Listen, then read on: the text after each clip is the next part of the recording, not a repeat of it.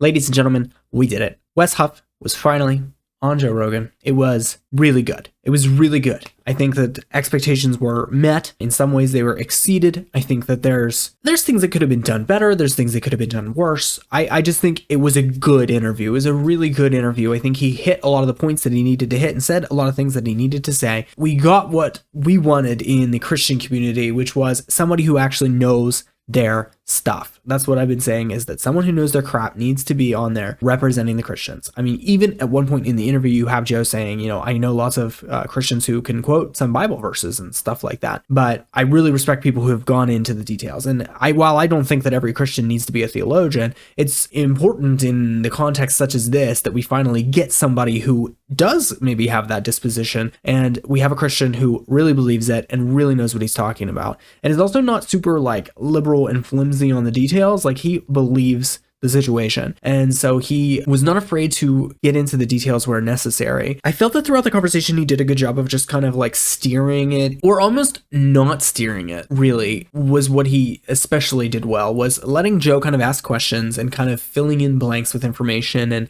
hinting at the truth a little bit. I think Joe was definitely kind of dodgy on actually wanting to talk about Christianity and the possibility of it being a truth claim or an actual truth. But Wes manages to get a lot of information, and then it kind of all builds up to the end where Wes asks him like directly, like right around the 3-hour mark, like, so what do you think about this Jesus stuff? And then they kind of teal off to then. But I think it's a really good conversation at the end. There's seeds planted. There's information planted, especially for the people who might be watching, especially for Joe Rogan's audience who might be, catching into some of this stuff. So I just think that that's going to be really good in the long run. So I'm going to go over some of the really important moments of the debate and show them and share them with you and show them to you. And so if you're interested in that, please stick around. Welcome to Creed's Questions. One of the things that I think was done especially well was how Joe handled the Billy Carson situation, because you know that they're not really friends necessarily. They're essentially colleagues, and Billy Carson's been on the JRE podcast, a couple of times. So it's not like they were completely unawares of each other, and this actually has some relevancy to Joe Rogan.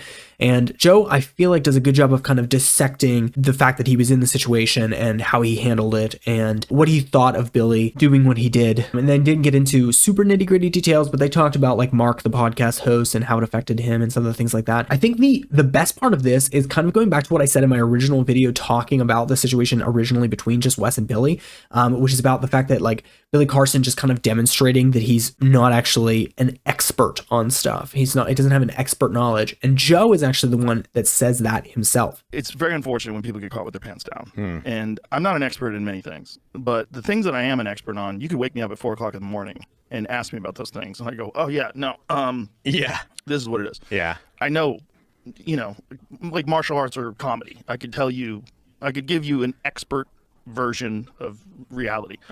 When he was on with you, it was quite apparent that you are an actual expert in the Bible and in many religious texts, and that he didn't necessarily have the facts straight. Yeah, 100%. So it's like, it was apparent that Wes actually knew what he was talking about. Billy didn't necessarily know what he was talking about. I also really like that Joe kind of said about, I really like ancient history and I really like all this nerdy stuff, and even talks about how like, it's, he knows that there might be a little bit of untruth to it, but it's so fun for him to just like speculate about those things. And it's really easy to get carried off into that state of mind. So I totally understand and sort of respect that, but it sort of also has that secret knowledge twist to it that I mentioned in that prior video as well. But I really think that Joe hit the nail on the head with the analogy that he used. He's like, I know just everything there is to know about martial arts because that's the thing that I know the most about. And Billy Carson's claiming to know the most about these things, and he's giving away a lot of tells that he didn't actually know those things. I mean, I don't really think we need to go into the nitty gritty and establish the fact that he wasn't actually an expert on the things that he said he was an expert on. I think that that's the point where we're at now.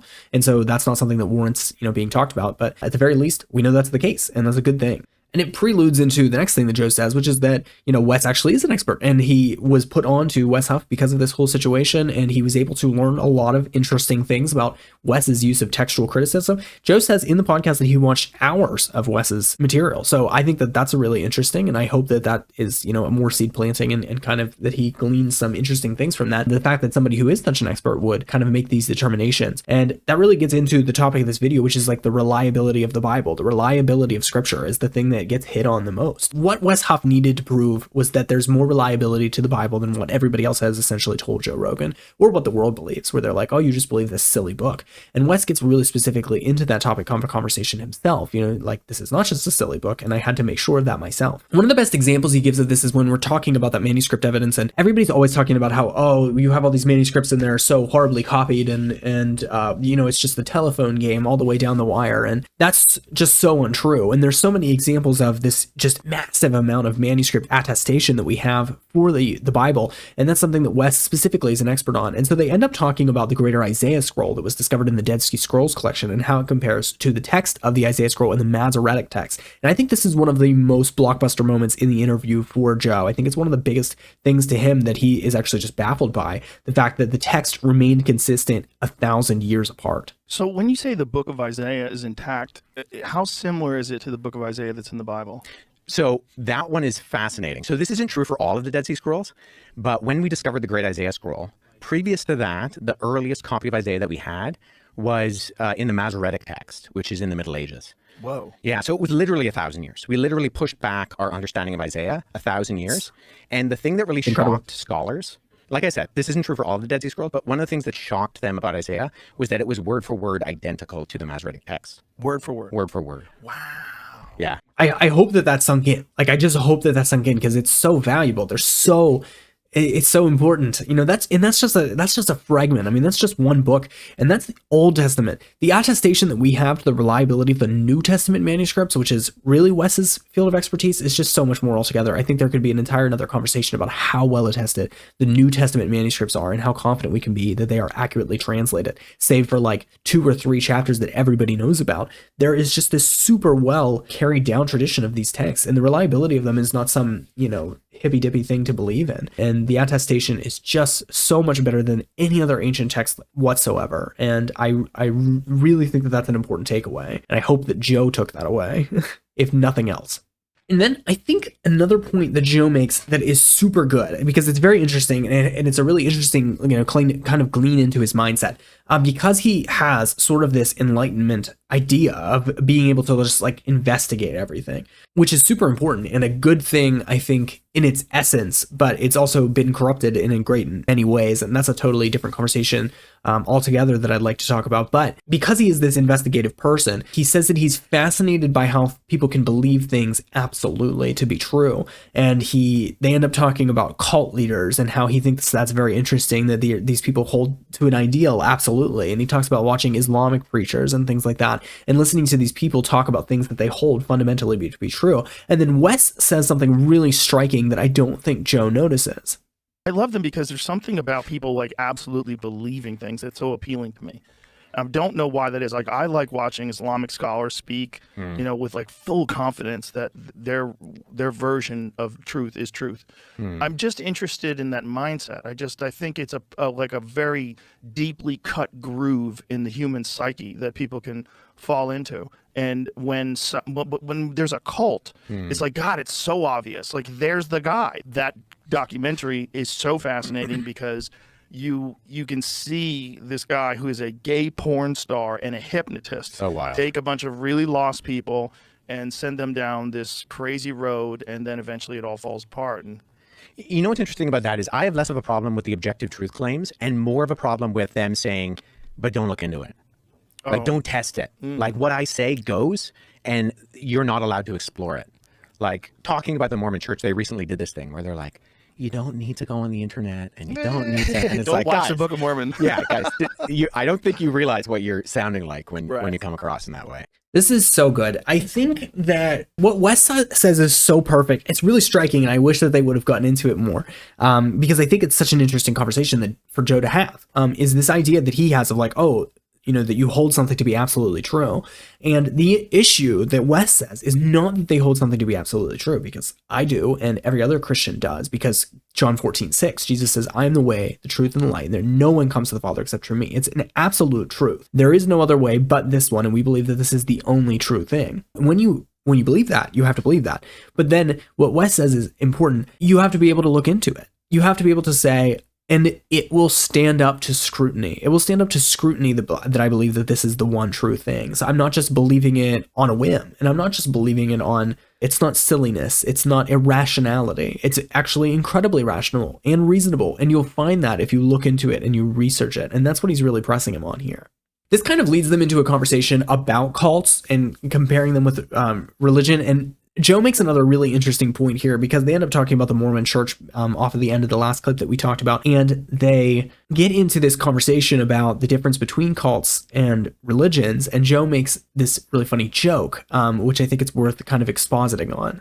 But you're right. They're incredibly nice people. The nicest. The nicest. Yeah, it's a really great cult. You know, I mean, or religion, whatever. I mean, I used to have a joke in my act that a cult is fake and it's made by one guy. That guy invented it. In a religion, that guy's dead. There might be something to that. This is really interesting because I think Wes could have pushed him on this more, but you can never fault. I'm never ever going to fault somebody for how they respond in the moment. And he didn't want to debate him. He's having a friendly conversation with him, so he doesn't want to get into, kind of details and fighting him a whole lot. And I think that Wes did essentially a perfect job here on Joe. He was very careful, he was very humble, and he was, not going to get into it. He was not going full apologetics on Joe, trying to defend against, this atheist or this agnostic who's kind of just coming at him from this position of disagreeing. And he was more so just trying to have a conversation with him. And I think that worked perfectly.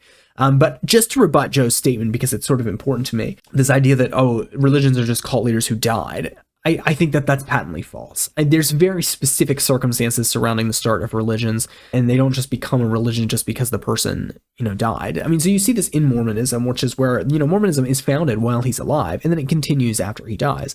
But then we have a whole bunch of examples of cults where you have a cult leader or some kind of religious figure who starts a movement and then they die and then the movement just dies out. So unless there's some kind of substance or something very specific there, it's not going to propagate. And I know it's just a joke, so I'm not going to go into it too much and like hash it out and depend like this is some kind of attack on Christianity, but it's certainly a worldview that people have that, we're just a cult. I get these comments on my YouTube channel all the time when I'm talking about Christian topics. They'll say, cult topics again. Yay, another cult. And that Christianity is just some kind of cult, but our cult leader died. Yeah, no. If you, first of all, just read the claims of Jesus, they just sound nothing like any narcissistic cult leader whatsoever. I mean, if even just attested to somebody who's like Joseph Smith, who managed to have his legacy hang on after he died, but only through the work of people like Brigham Young and people who kind of continued the tradition afterwards. Because if you read the topics and things that Joseph Smith discussed, like Wes is talking about, there's some really disturbing and strange stuff in there. Whereas when you read the records of Jesus, I don't think you'll find anything disturbing in there. He's a perfect human being and he's a perfect teacher, and everything that he has to say is perfect. And I think that the content speaks for itself. And in fact, I think that the content of Jesus's preaching and the things that he preaches and the ways that he preaches them is one of the best arguments and evidences for Jesus's genuineness and the fact that he is who he says he is. One of the things that you can't get too far into a Joe Rogan podcast without talking about is some kind of science and ancient sciences, evolution and crazy science like dark matter and things like that. And so they spent a little bit of time on some of those topics. And I'm not going to deep dive into those because I don't need to go full in, I feel like, on any kind of specific topics related to science. But I want to take a look at a few things that were said in relation to things like evolution, because I think there was an interesting point in the conversation where they kind of went into this when they were talking about some ancient primate of some sort. And Joe kind of asked him, how do you line this up with your Christian worldview? So as a Christian, what do you think about all this stuff? Like, what do you think about ancient hominids, Australopithecus, Neanderthals? Like, what was God up to with all this? Yeah, I mean, I'm not a scientist, so I got to stay in my lane. I ultimately would be an advocate for intelligent design, where I would say that God purposefully created humanity. You had Stephen Meyer on, right? Yes. Yeah. So, I mean, he's one of those guys who talks about kind of the issues that he sees with evolution. And I think I have some of those issues too. The intricacies of Neo-Darwinian evolution is not quite explaining some of what's going on with things like the fossil record and some of the gaps that we have in there. I mean, ultimately, I think that there are aspects of the fact that there are ancient cultures, which, I mean, humanity obviously looks very different today than it did, if we're going tens of thousands of years ago. Right. And so we're going to get into the original Adam and Eve, which I think is really important. He talks about, obviously humans look a lot different today than they did 10,000 years ago. So he's clearly I haven't watched any of Wes's content where he talks about his views on, Genesis being in a time period or anything. But it seems like he doesn't espouse young Earth, at least not in the strictness of terms that like young Earth creationists do. And I think that that's a really good thing. I think he's kind of like letting himself into the pool party a little bit. And I think ultimately that misses the point of what Genesis is trying to say. This goes back to what we were talking about with like, how did the original audience understood this? Right. When they read Genesis chapter 1, are they looking at that as an exact prescription of what God did? I mean, in some ways, maybe, but in other ways, they could see that as this like counter apologetic to the other ancient Near Eastern stories, like I explained. So I just think we need to be careful when we're looking at, or even like counting up the genealogies and That's coming young up Earth with creationism. how old the Earth is. Genealogies. I think that might be missing the forest for the trees in what we're actually looking at when we look at ancient documents and how we're trying to interpret them. But it is a big question, right? Well, the question of evolution is a fascinating one, right? Because there's obviously something happening, particularly with us, if we really are related to Homo naledi, naledi, or there's something clearly is happening. There's this like process of change, and if we don't completely understand all the factors in that process of change, we might miss out. The equation might be incomplete. It's like we know a lot now about evolution that we did not know before, but like all sciences, new data comes in and you have to recalibrate things. Like, I think the point that Joe makes about having to recalibrate when new information comes into your science is a really good point. If nothing else, he has this really excellent scientific view that we wish that other scientists would be able to have because of people like Graham Hancock and what they're doing with the work on Göbekli Tepe that they mentioned a whole lot in the conversation, and just this kind of idea that, hey, maybe the history that we have written down just because it's the history that we came up with isn't an exact science, and we're gonna have to rethink these things. And they get into a whole discussion on dark matter, but specifically what Joe says there about being able to consider when new data comes in and revamp our thinking, and that doesn't have to hurt anybody's feelings. That doesn't mean your theory was invalid just because it was wrong. Actually, it's just a really interesting way of conceptualizing things before we get more information. It takes a level of humility to admit that we don't have all the information about the universe. And that's my biggest problem with the humanist secularist kind of worldview. We don't have all the information about the universe. We don't have all the information about what happened. And so to make a universal claim like there is no God, and we know how the universe started, where it came from, and that we evolved from this single-celled organism, well, we actually don't have the materials to back all that up.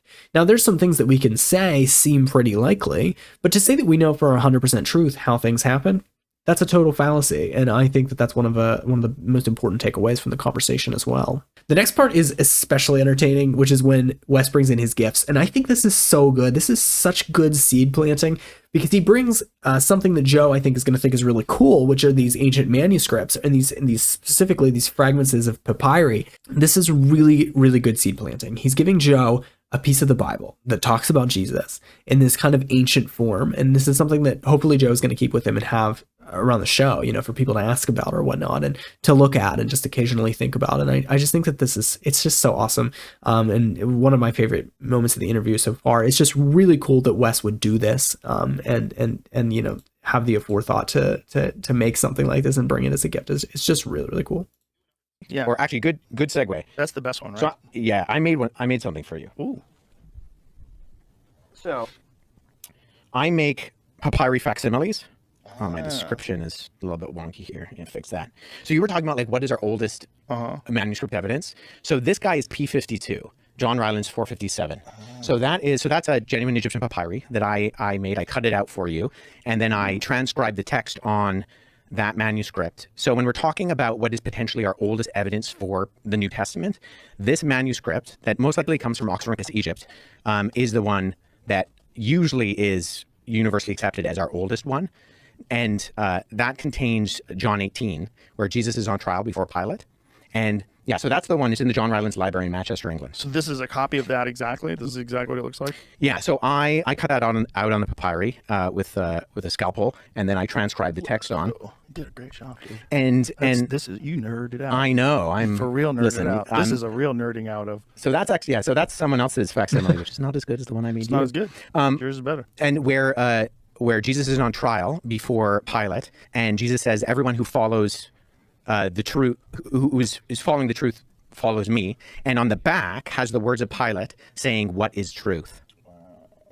But so part of my research, so the reason I bring this up is because before this was discovered by C.H. Roberts in the 1940s, the convention was, because of a guy named C.H. Bauer, that the Gospel of John was 2nd century. And so you talk specifically here about how this discovery of P52 specifically pushed back the timeline that we had for John, which I think is really important because a lot of people like to separate John from the synoptics and say that it's this totally different, awkward thing, which is definitely written later, but putting it in an entirely separate century, not written within the lifetime of Jesus's immediate disciples, is really problematic, obviously. And so this did, wonders for the Christian community, and it's a really big deal for my favorite book of the Bible, which is the Gospel of John. And then, of course, Wes brings him a second one as well, which is the entire what the page of a codex would have looked like. And I think that's just so awesome. Figure out, okay, well, what does that look like on the page? I want one of these so bad. I also made you. So this is, I used 2 different variations of papyri. Whoa. So you have there where P52 would have been on the page. It's so cool. And it has like the section carved out. Conventions, the spacings of the words, and the way that the size of the margin that we can see, where it would have been on the page and how big the page would have actually been. So this is like a reconstruction, and then I filled in the rest of the text in the same sort of stylistic hand of the scribes at that time, what that page would have looked like. So this would have come from what would have been essentially a pocket copy of the Gospel of John. I hope that Joe understands just how sick it is. He seems like he really likes it. That's unbelievable. Wow. That's so fascinating.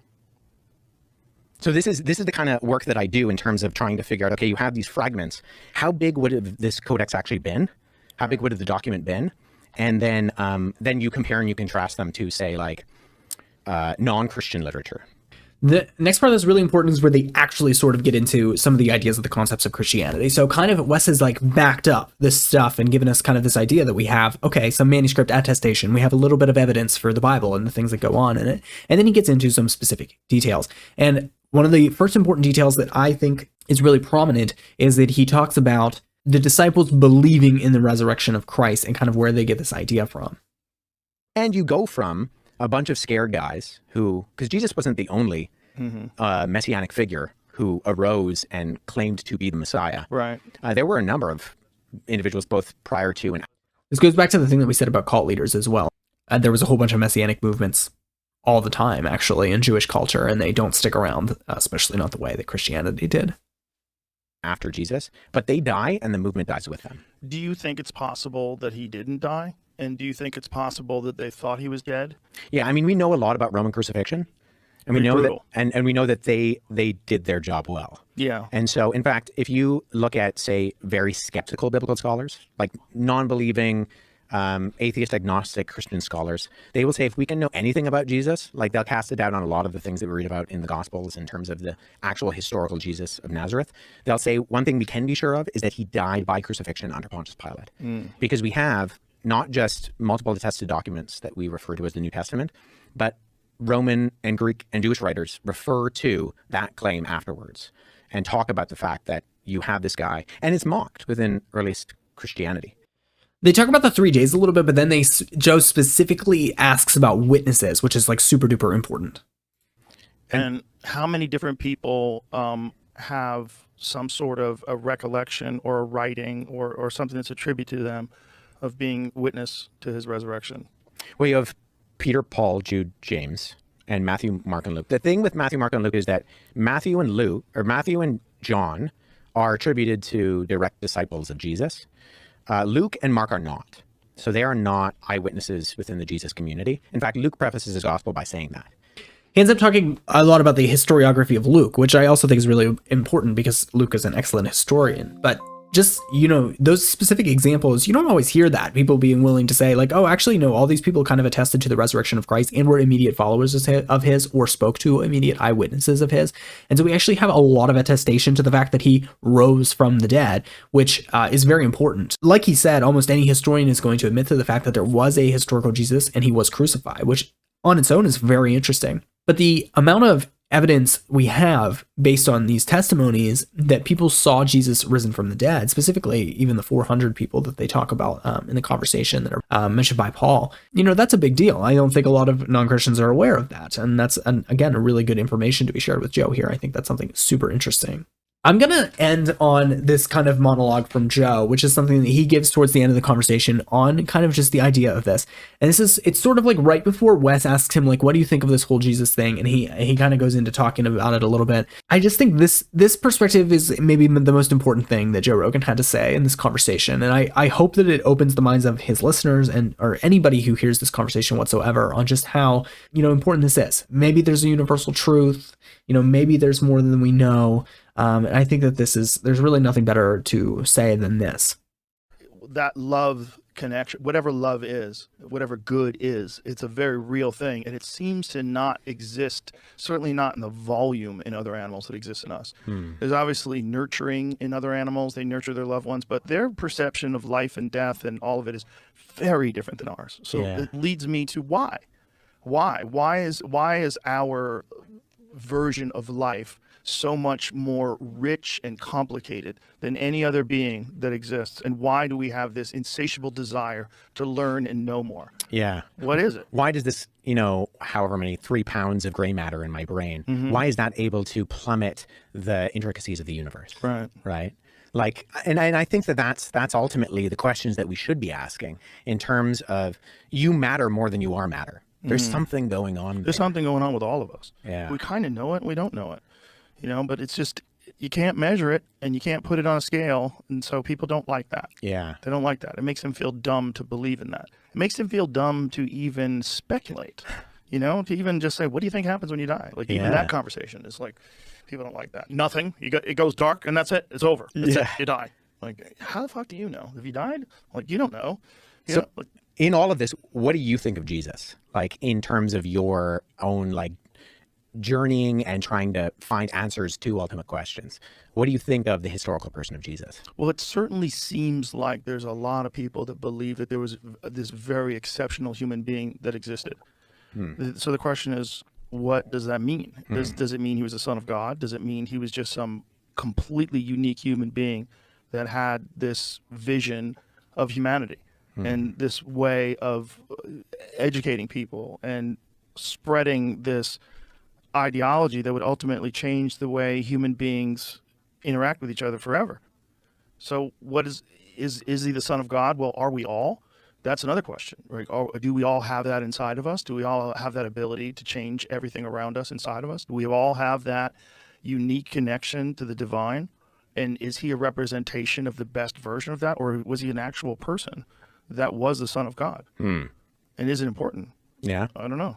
I mean, what does it mean? It's just the fact that it's a question to ponder is a miracle in itself, in a way. Just the fact that there's this concept of this person that died for our sins as the Son of God, but you have to you have to believe in a bunch of stuff to go that way. Like, just the concept of that is interesting to people, because what it can do to people is offer them a very unique way to change the way they feel about the world itself. And if you do follow that, I know a lot of Christians are hardcore Christians. They're some of the nicest people you'll ever meet in your life. So it does work. Right? Like, if you do live like a Christian and you do follow the principles of Christ, you will have a richer, more love-filled life. So it is true, right? But you have to submit to this concept that this guy was the child of God who came down to earth, let himself be crucified, came back from the dead, explained a bunch of stuff for people, and then said, all right, see you when I come back. And you don't know how you can wrap your head around that particular claim. And if he came back, you don't know how you can wrap your head about that particular thing. I mean, he says it right there. It's so interesting. I mean, you can see his mind kind of working there, and I think that's one of the most interesting parts of it. And so I just feel the need to sort of debunk that. It's like, was he just this really good guy, or just this really amazing teacher who we should sort of reflect after? And it just calls for C.S. Lewis's liar, Lord, lunatic argument right there. Just in what he's saying right there, it calls for that argument. It's, well, Jesus said that he was Lord. He said that he would be risen from the dead. He said that he was risen from the dead. He said that he was divine. He said that he was God. And he said that we should go and spread this gospel message. And he said a whole lot of other things. So yes, you do. You have to take all of those things. I mean, if you just say that he's a really good teacher, but that part of him was just crazy, do you really want to follow after somebody who's crazy? Like, it's just very funny that he's, he feels like he's trying to get there. And then Wes is like, well, that's where you draw the line. It could be ancient aliens or whatever, but believing that this guy's the son of God and he is who he says he is and he's coming back, that's where it's too hard for him. That's where it's too much. What did he say there towards the end? Yeah, about how just being Christian, reflects, like, he's like, I know hardcore Christians and they are good people and nice people and they're living their lives well. And that's great. And that's a good thing because a lot of it can get misrepresented. People talk about church hurt and all those kind of things. So it's good to see that he's had like good representation rather than bad representation. But it's just still so interesting how he's like, so it works. And he even says it's true, like it's true in its fruits, but does that mean that it's literally true? So he's having like that Jordan Peterson argument almost. And Wes actually brings up Jordan Peterson when they're talking about this and kind of rebuts it a little bit and kind of gives it to him a little bit. I just think that's such an interesting ending point because I really think that statement right there kind of ends where Joe Rogan is on this journey. And so when Wes says, how do you feel about Jesus? That's where he's at. I think it's interesting. I would be curious to know how many people listening to the Joe Rogan Experience regularly are Christians, are approaching Christianity, or whether they tend to be more in that kind of scientific, all this is hubble bubble and the Bible is not a reliable historical document camp. I think that's a really interesting question. All in all, I think this conversation was really beneficial. I think we were definitely hyping it up a lot. And I think it's important that it happened. It sort of just adds validity to can Christians have a part in this space? Do they have something to say to Joe Rogan and to his audience? Can we reach people across those platforms? And to what degree did Wes Huff reach people? I think this might have a bigger impact than we know, and it might have a smaller impact than we'd like it to, perhaps. As Christians, we'd like for everybody to hear this and say, wow, that's, really intriguing and stuff. But they're still going to continue to be skeptical, and there's still a high probability that people like Joe Rogan are not ever going to take it really seriously. They're never going to believe that Jesus was actually the Son of God. They're never going to put their actual faith in him. But I still think that this is such a big step. Just allowing them to be in the space, allowing the evidence for the worldview to be on full display, and allowing somebody who is humble and who is capable and who is very knowledgeable, like Wes Huff, to be able to kind of present this to the world is just so good. Because for the longest time, we have these people in the limelight who are not, I don't think, the best people to be showing off Christianity, because Christianity in and of the nature of itself is kind of a humble thing. So you don't really get people, getting to ultra levels of fame and famousness and popularity just by virtue of who they are. So the best Christians are relatively unknown. And so the Christians that people are getting exposed to, or their idea of Christianity, might be from these mega churches or harmful pastors and conflicts and controversies and these things that they see. So this is a step in the direction of maybe people being like, oh, there's more reasonable Christians out there, Christians who really know their stuff, Christians who aren't just mindless and crazy seeming. Don't get me wrong, I think that that's wrong for sure. Like, I don't think that, everybody has to be a theologian, like I said, but I just do think this is really good for the people, especially who are in Joe Rogan's audience, especially who are asking these kind of questions, who subscribe to all these kind of crazy historical figures and don't know what we know about history because they're hearing all this false information. I think it's just useful to get the good information out there and to get somebody who really believes this stuff be out there so that people can look and say, that's a really reasonable guy. Is it reasonable that he believes this? That's kind of interesting. I think we're seeing more and more of that. We see more and more people converting and more people kind of talking about it in a sensible way. And I think that that's striking for people. So I hope that it will continue. That's about all I have to say about this. If anybody thinks that there's some specific topics in the interview that were like of utmost importance to talk about, I'd be interested in bringing them back up. I still want to continue to do some of the videos that kind of have to do with some of this Billy Carson stuff. I'm kind of looking around the YouTube space and seeing what's already been done. There's a lot of good content already on things like the Epic of Gilgamesh and some of that kind of stuff that like Billy Carson talks about. So I think it might be more useful, as much as I want to talk about it, but it might be more useful to kind of generalize and talk about proofs against some of these historical documents and things like that. And just the fact that they don't contradict Christianity. I also think it might be more interesting to talk about worldviews that affect those things and why those have an impact on how people are viewing Christianity because of our worldview, because of the worldviews that are prominent right now, because of things like the Enlightenment and how we think about things being completely different. So that's where I'm at. If you enjoyed this, consider subscribing and following along with Credence Questions. We'd love to have you. I really enjoyed this. I'm hoping to see more from Wesley Huff in the future. I'm definitely going to be keeping an eye on that and looking forward to that content.